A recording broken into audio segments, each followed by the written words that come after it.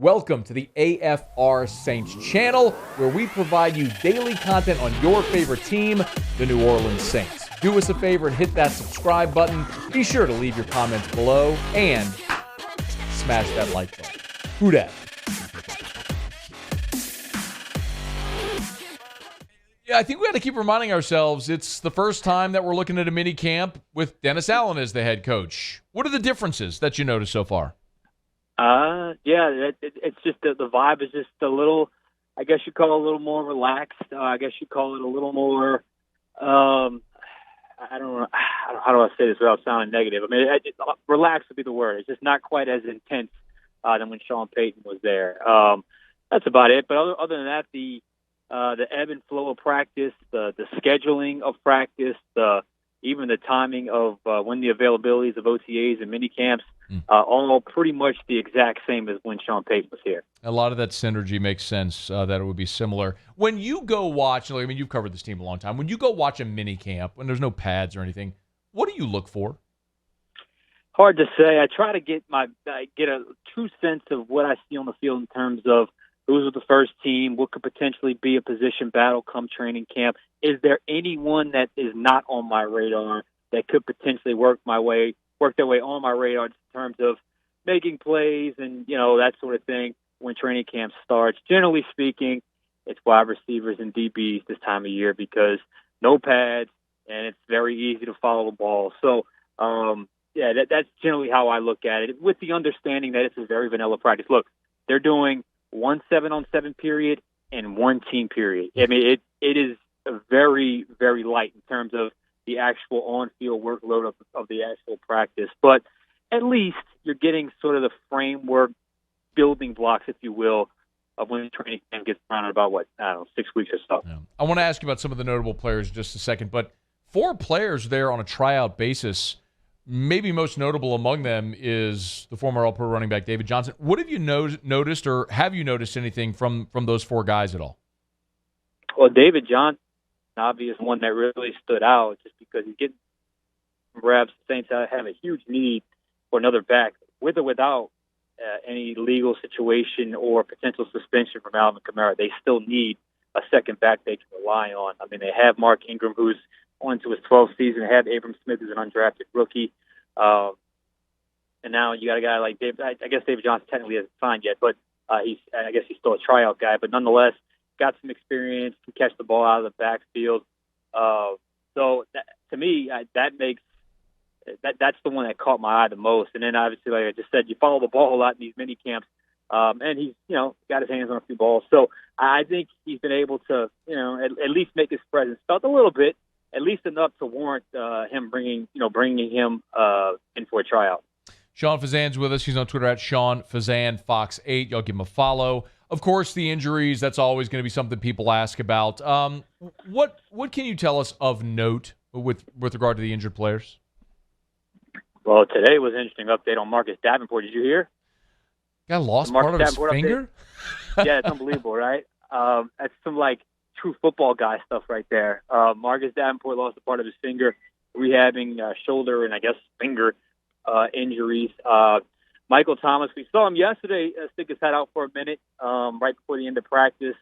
And practice ended, he kind of went back inside with the staff. That's the one everyone wants to know about. Taysom Hill, still rehabbing. That Liz Frank injury, he may not be ready until start of the regular season, if that. And obviously, everyone's watching Jameis, who's doing just about everything, but he's not doing any of the teamwork with the full 11-on-11, which makes sense given where he's at, his recovery, his injury, that left leg.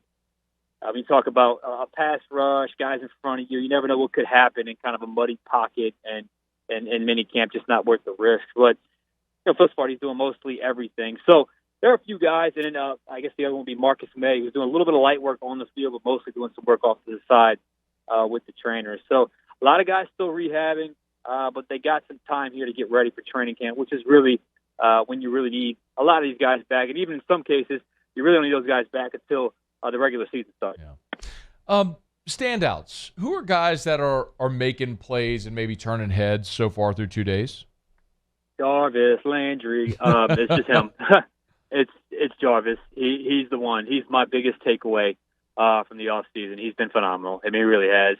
And we all obviously remember him at LSU and at Lutcher High. And I guess you go, and he's been, with Miami, with Cleveland, and he's just gotten better and better. And you just really, at least for me, the way I kind of watch the game, I've just gained a greater appreciation with the way he runs routes, footwork. I mean, it's really something to watch up close, and he just seems to make a play every single practice. So Jarvis Landry, to me, is the thing that you look at and you say, okay, you have a vision for or what you think a player is going to, be, and then it's just a matter of how quickly he transitions. Well, it looks like he's transitioning, into this new system, pretty quickly.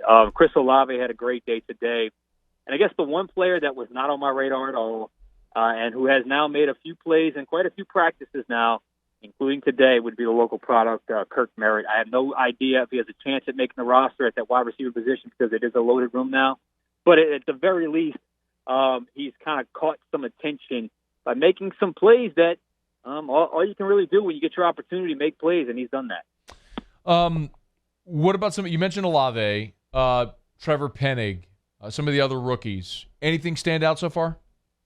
Well, I think Trevor Penning and James Hurst is that's setting up to be the position battle of training camp, the left tackle position battle. Because Penning was getting the first-team reps throughout OTAs, but Hurst wasn't there for OTAs. Now Hurst is back. He's back with the first team, and Penning is working with the second team. So I think that's setting up to be a nice competition come training camp. And it's really just going to be a matter of, can Penning handle NFL pass rushes? Is he ready? And we know he's going to eventually be the starting left tackle for the New Orleans Saints for a long time, but it's just how quickly he's ready. And do you lean on the steady hand of a guy like James Hurst, who's obviously played a lot of football, a lot of different positions, been very reliable, very valuable to the team. So I think that is the key. And Lante Taylor has certainly made some plays as well, has flashed a little bit, play on the outside, got great length. So I think a lot of those guys, those three in particular, Olave, Penning, and Taylor, so far, I think they've done fairly well. Hey, Sean, before you go, I know they got one more day of minicamp. Anything else to look for or something that may stand out before they kind of pack it up until camp begins? I've been really monitoring Jameis a lot, and, I've really been watching to see the limp, how he steps into a throw. I thought today I don't know if he turned the corner, but it looked like that was as fluid as I've seen him look kind of on the drop back and the step into his throw to really drive those intermediate type throws that I thought he was struggling with at OTAs and yesterday at minicamp. So perhaps that's something that he can take with him into the off season, because I think it's just the natural progression for him. And then it's really just a matter of guys coming together, how the secondary comes together. I know Tyrann Mathieu got a little bit of work at free safety. He's kind of interchangeable, free safety, strong safety. We're curious to see how that ends up coming together with he and, Marcus May. So there are a few things to watch going forward, but they'll close out the off-season program tomorrow. We'll come back in a few weeks for training camp and hit the ground running. So, I mean, look, I think there's some excitement about this team because they've added some very, very good pieces that can contribute in a lot of different ways. Just a matter of how quickly it comes together, and I guess we'll find out soon enough.